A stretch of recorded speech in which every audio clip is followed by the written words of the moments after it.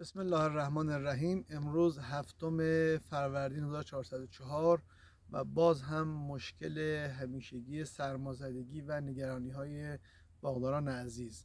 ما در باغ بادامی هستیم که در فاصله 5 متری در دو ردیف دو رقم متفاوت کش شده. رقم 12 شاهرود رو پایه جی اف که میبینین در مرحله نوک صورتی هست و بخش زیادی از این جوانه ها در دمای دیشب که حدوداً -2.5 بوده هنوز سالم به نظر میرسن و قطعا بار داریم.